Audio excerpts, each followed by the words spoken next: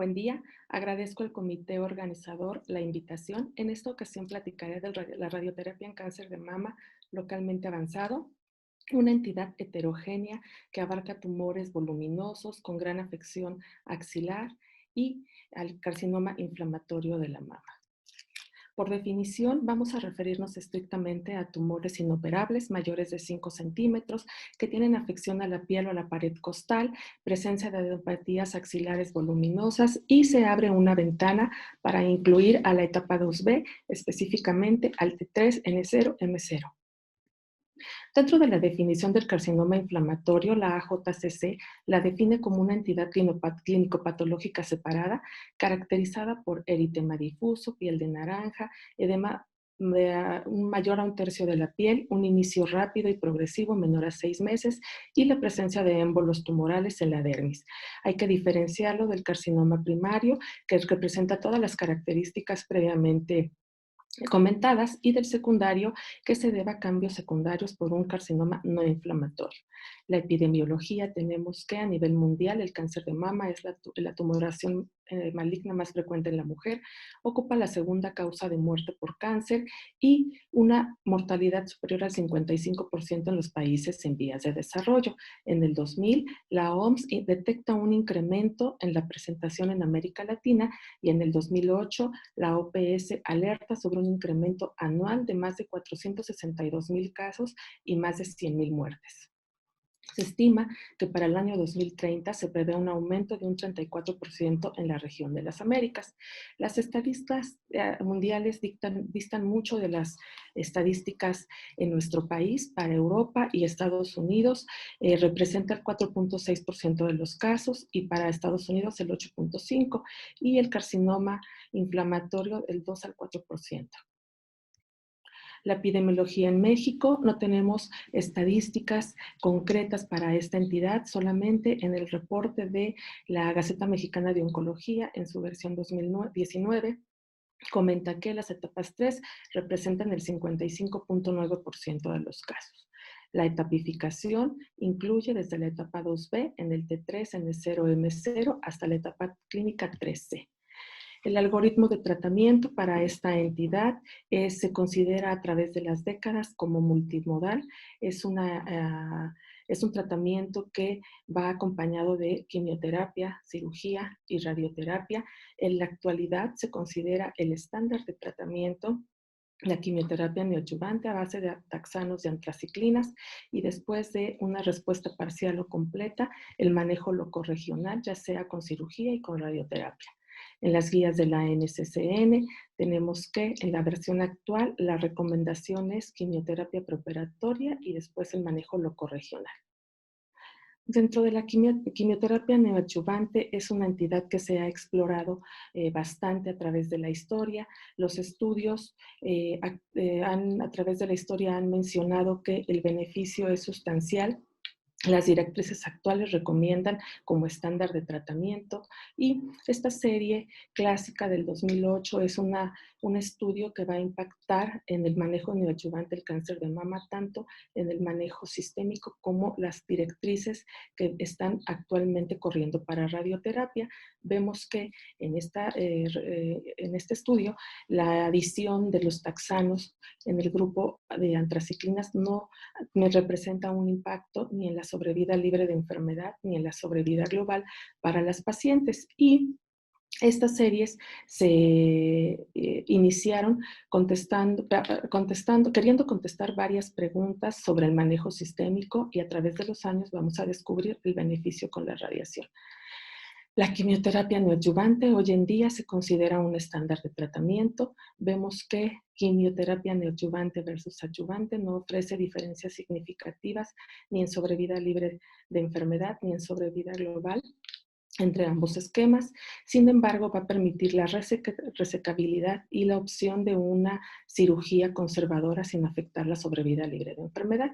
Se considera que es una prueba in vivo de quimiosensibilidad mediante la evaluación de la respuesta patológica completa. La respuesta patológica completa nos va a permitir valorar un impacto pronóstico en las pacientes. Su asociación va a favorecer la sobrevida libre de enfermedad y se ha visto que va a favorecer ciertos subgrupos como son aquellas que tienen triple negativo o que sobreexpresan HER2, esto con la adición de terapias blanco.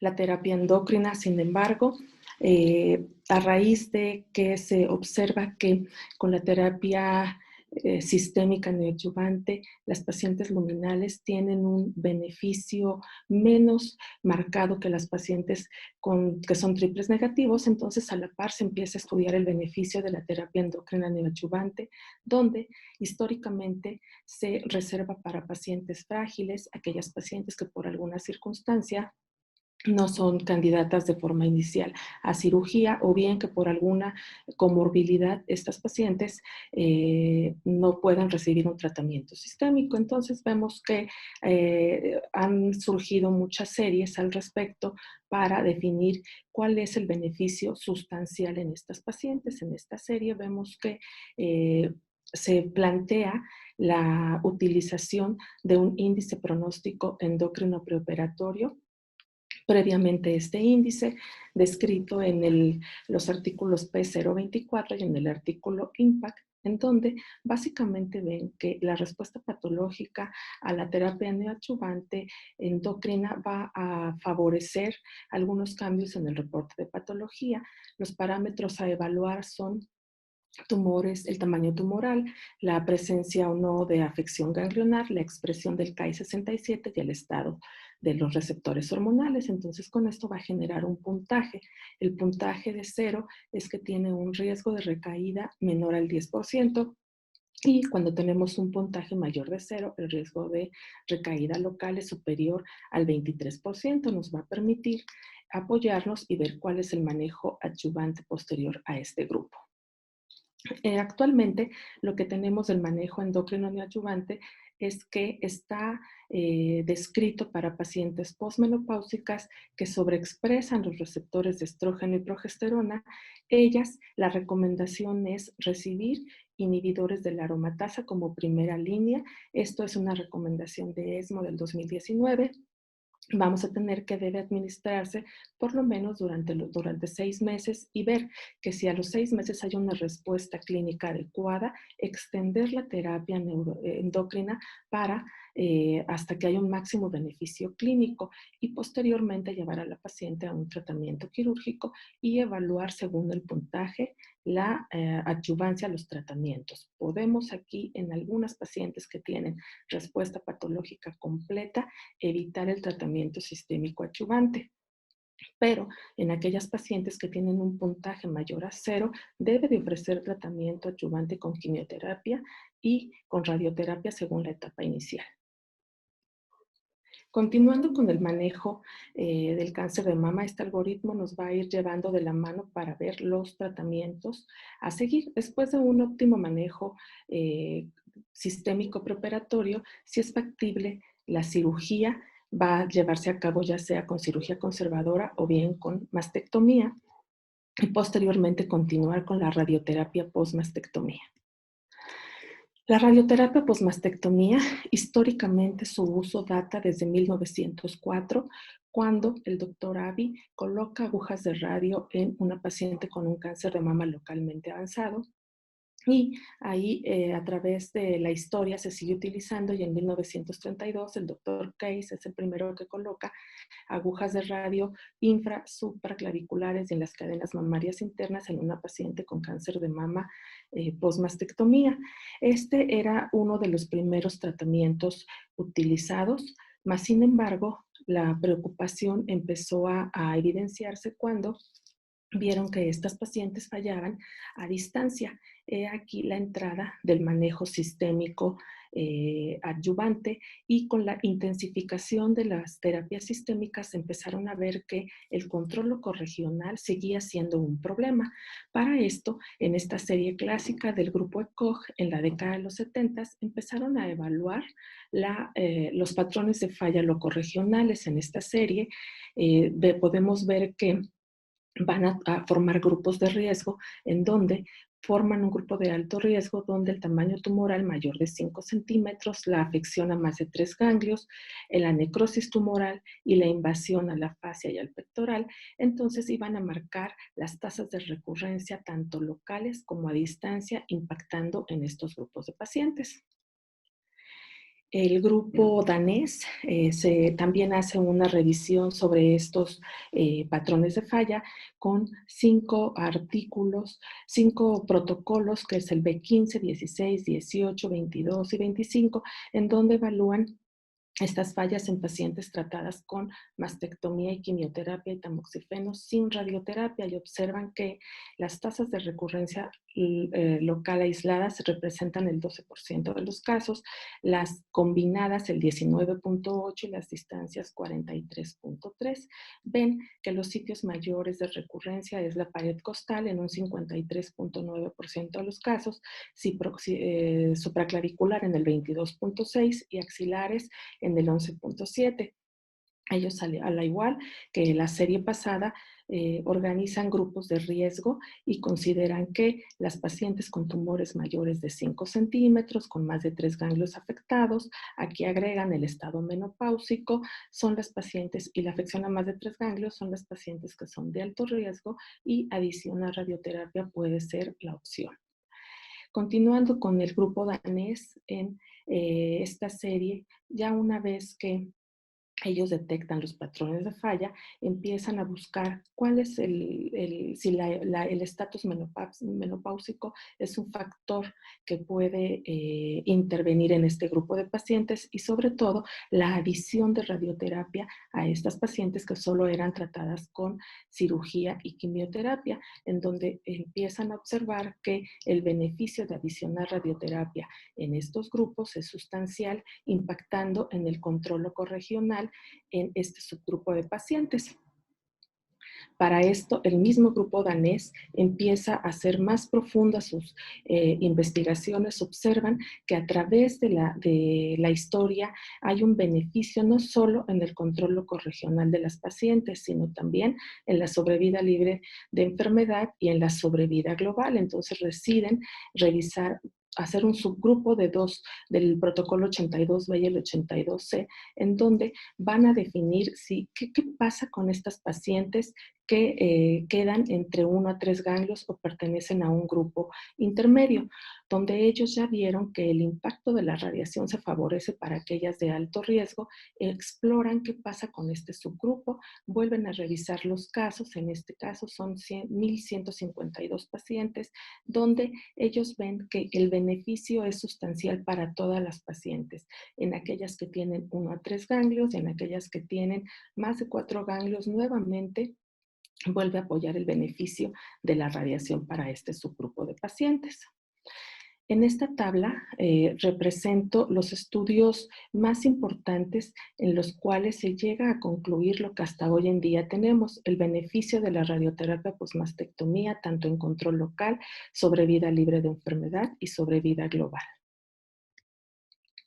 Para esto, después de una revisión de décadas de investigación, vemos que en las guías del ASCO del 2001 se emiten las primeras indicaciones de radioterapia posmastectomía, que hasta la fecha siguen vigentes, que son: está reservada para pacientes con tumores mayores de 5 centímetros, que tienen más de 3 ganglios afectados, o uno que tenga extensión extracapsular o bien a tejidos blandos, que tengan un margen quirúrgico positivo o entintado, que tengan una disección axilar insuficiente, menos de 10 ganglios, que tengan un ganglio positivo y que no haya disección axilar, o bien la presencia de 1 a 3 ganglios positivos, y aquí es valorar factores adversos independientes que más adelante vamos a ver. En el 2017, nuevamente las guías de ASTRO, ASCO y la Sociedad Oncológica Quirúrgica hacen una nueva revisión de las guías de radioterapia emitidas en el 2001, en donde prácticamente adicionan 4 puntos a discutir que hoy en día son motivo de controversia y que estamos en espera de respuestas. El primer grupo es qué hacer para esas pacientes de riesgo intermedio, como ya lo vimos, en el protocolo danés, el 82B y el C, vimos que ellos ya habían visto este riesgo, grupo de riesgo intermedio, y ellos consideraron que la radioterapia era benéfica para este subgrupo. Pero sin embargo, a través de la historia hemos observado que muchas series han estudiado los mismos casos y critican fuertemente las características, el tiempo y la manera en que fueron tratadas esas pacientes, y hay series que no apoyan el beneficio de la radiación, mas sin embargo sí comentan que agrega toxicidad. Entonces, ¿qué hay que hacer con este grupo de riesgo intermedio? La recomendación actual es que hay que evaluar factores adversos independientes para evitar en estas pacientes recurrencias locales, fallas locorregionales y una mortalidad por cáncer de mama. Vamos a tener que individualizar casos en pacientes menores de 40 años, en aquellas pacientes que tienen una esperanza de vida limitada, una edad avanzada o una comorbilidad que va a afectar el pronóstico de la paciente no relacionado al tumor, y la presencia de algunos factores biológicos como la sobreexpresión del HER2 o bien la sobreexpresión de los receptores hormonales, algunos factores patológicos como el tamaño del tumor, el número de ganglios afectados, el tamaño de la metástasis, el alto grado histológico asociado con la invasión linfovascular. Actualmente se está corriendo el estudio supremo, un estudio fase 3, en donde va a evaluar el papel de la radioterapia en este grupo de pacientes y esperamos resultados en 3 años, 2 años, perdón. Bueno, los otros dos puntos a tratar es en aquellos casos con tumores T1, T2, biopsia de ganglio centinela positiva y sin disección radical de axila. Para este subgrupo de pacientes debemos de individualizar el caso y definir de acuerdo a las características de las pacientes cuáles son los factores independientes que pueden otorgar un beneficio a este subgrupo. En cuanto a las indicaciones de radioterapia, en etapas 1 y 2 después de quimioterapia neoadyuvante, vemos que en la respuesta patológica parcial, el beneficio sustancial es ofrecer radioterapia posmastectomía. En aquellas pacientes que tienen una respuesta patológica completa, se puede valorar la vigilancia, mas sin embargo, no es un estándar de tratamiento. Actualmente la indicación es que se requieren estudios prospectivos aleatorizados, como el B51 y el Allianz, que se están corriendo en este momento. En cuanto a la radioterapia nodal, en tumores T1, T2 y T3, el beneficio es demostrado en este subgrupo de pacientes, pero hay series que no han demostrado lo mismo, entonces dicen que algunos subgrupos pueden experimentar beneficios limítrofes con adicional radioterapia posmastectomía. Las guías de la NCCN actualmente recomiendan para manejo conservador y para mastectomía la utilización de radioterapia aún en estos subgrupos de riesgo intermedio. La radioterapia posmastectomía en la respuesta patológica completa, bueno, tenemos que, como hemos visto, las indicaciones de radioterapia son sustanciales. El beneficio a través de la historia ha demostrado amplio para este subgrupo de pacientes, pero ¿qué hay de estas pacientes que tienen respuesta patológica completa? Recordemos que los estudios de quimioterapia fueron para responder preguntas relacionadas al manejo sistémico, pero el manejo sistémico nos ha ofrecido, la respuesta al manejo sistémico nos ha ofrecido ciertos interrogantes que necesitamos estudios prospectivos para poder contestar. Para esto, vimos que las series las cuales hicieron este tipo de estudios empiezan también a ver cuáles son los patrones de falla para estos subgrupos de pacientes que recibieron quimioterapia neoadyuvante y no recibieron radioterapia. Hay que recordar que en la época del estudio danés, como no había un beneficio comprobado del impacto de la radioterapia en la sobrevida global, a estos pacientes no se les dio radioterapia de forma adyuvante, pero sin embargo hubo un subgrupo de pacientes que se sometieron a manejo conservador y estas pacientes sí recibieron radioterapia solo a la mama. Entonces empezaron a explorar qué pasaba con estas pacientes y vieron que Al adicionar radioterapia, las tasas de recurrencia local fueron menos en las pacientes que habían recibido el tratamiento versus las que no lo recibieron. Entonces empieza a hacer toda una revisión retrospectiva de los casos, de los estudios prequimioterapia efectuados, y el MD Anderson emite su experiencia retrospectiva en donde evalúa estos factores de recurrencia local después de la quimioterapia neoadyuvante y la respuesta patológica completa. Ellos encuentran que los factores de predicción de recurrencia local siguen siendo la etapa clínica inicial, el estado ganglionar prequimioterapia y el estado ganglionar postquimioterapia y el no uso de adición de terapia endocrina. Esto va a tener un impacto en las etapas localmente avanzadas, en la sobrevida global, en la sobrevida a causa específica y en la sobrevida libre de enfermedad. Pero ven algunas series que no hay un impacto en las etapas 2 que tienen respuesta patológica completa, y ellos dan una recomendación de que deben recibir todas las pacientes con enfermedad localmente avanzada, independientemente de la respuesta patológica ante la neoadjuvancia, radioterapia. Para esto, el grupo danés también vuelve a revisar el estudio que les presenté al principio, el B18 y el B27, donde exploran estas pacientes que sí recibieron radioterapia con las que no, encuentran una recurrencia locorregional a 10 años en toda la corte del 11%, con mastectomía el 12%, las fallas locales y regionales, y con cirugía conservadora y radioterapia el 10%. Los factores de recurrencia son el tamaño del tumor, el estado nodal prequimioterapia y postquimioterapia, así como la subdivisión de las pacientes tratadas con mastectomía y con lupectomía. Siguen observando estos mismos factores de riesgo.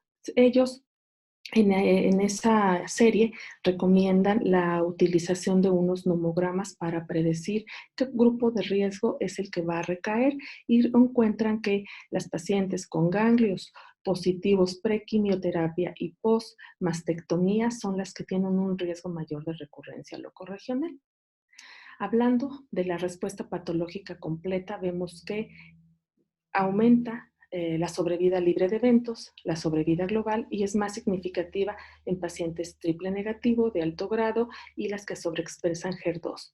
¿Qué es lo que tenemos actualmente en este grupo de pacientes? Bueno, esta corte es un estudio chino multicéntrico retrospectivo de 1813 pacientes donde evaluaron el efecto de la radioterapia postmastectomía en la quimioterapia en etapas 2 y 3 después de la respuesta patológica, y vemos que tuvo un efecto de radioterapia con el control local sobre vida libre de enfermedad y sobre vida global a 5 años.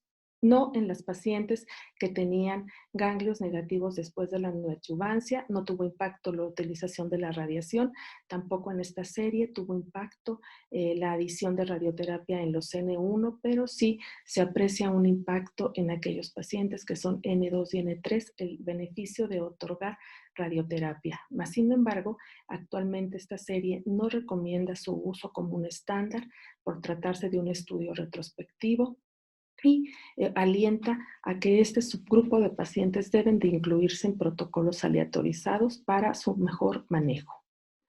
¿Qué es lo que tenemos actualmente para el manejo con radioterapia después de la quimioterapia neoadyuvante? Bueno, pues tenemos que las tasas de recurrencia locorregional después de la mastectomía son mayores en pacientes en etapa clínica 3, aún sin importar la respuesta patológica, deben de recibir radioterapia postmastectomía en aquellas etapas 3, pero que tienen una respuesta patológica nodal positiva. Se recomienda la utilización de radioterapia en las pacientes en etapa 2, excepto el T3N0M0 con respuesta patológica completa, pueden recomendar omitir la radiación, mas sin embargo, se recomienda ingresar a estas pacientes en protocolos aleatorizados como el B51.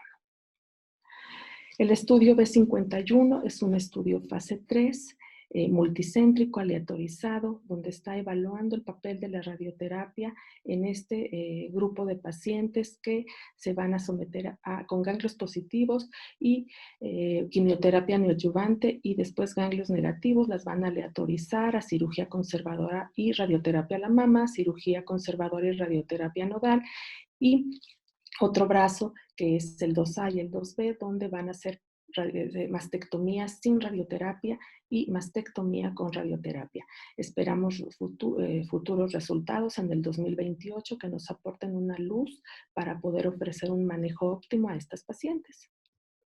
El estudio Alliance es un estudio igual fase 3, multicéntrico, donde está evaluando todas esas pacientes que no entran en el protocolo B51 para recibir también tratamiento con quimioterapia. Estas pacientes tenemos resultados, actualmente se encuentra abierto el estudio y esperamos resultados en el 2024. Actualmente, ¿qué recomiendan las guías de la NCCN para este subgrupo de pacientes? Que ya sea con lupectomía o con mastectomía, las pacientes deben de recibir radioterapia adyuvante. Continuando con el algoritmo de manejo, una vez que las pacientes ya respondieron y ya platicamos todo el manejo, ¿qué hay de estas pacientes que no responden al manejo preoperatorio? Bueno, entonces aquí entra el papel de la radioterapia en dos modalidades. Puede ser como preoperatoria, esperando una buena respuesta y que la paciente continúe con el manejo locorregional con cirugía y terapia endocrina a seguir, pero lo más complejo es aquellas pacientes que no responden, se les da la radioterapia y la finalidad de su tratamiento es paliativo. La radioterapia preoperatoria está diseñada para pacientes que no pueden volverse operables mediante terapia sistémica y requieren este tipo de tratamiento, ya sea preoperatorio o definitivo. Preoperatorio es disminuir volumen tumoral y realizar una cirugía secundaria. Y el definitivo, esta modalidad es histórica, a su vez está limitado su uso, va a ofrecer tasas de respuesta patológica completa como única modalidad en un 10% y va a favorecer a las pacientes que son triple negativo hasta en un 26% de los casos. Tenemos que las tasas de falla locorregional son altas, que superan el 30%. Actualmente se está corriendo estudios prospectivos para evaluar la radioterapia preoperatoria, pero en pacientes en etapa temprana, esto traspolándolo a la respuesta patológica ante la neoadyuvancia y el mejor control de la enfermedad. Por último, el carcinoma inflamatorio de la mama es una entidad que se asocia a un mal pronóstico, tiene un mayor riesgo de desarrollar metástasis. Históricamente se trataba con cirugía y o radioterapia. Hoy en día el tratamiento es multimodal, ofrece un control local de un 79%, una supervivencia libre de enfermedad a 5 años entre el 40 y el 60% de los casos. Actualmente se considera la radioterapia como una modalidad terapéutica local eficaz, sobre todo para aquellos pacientes que son irresecables.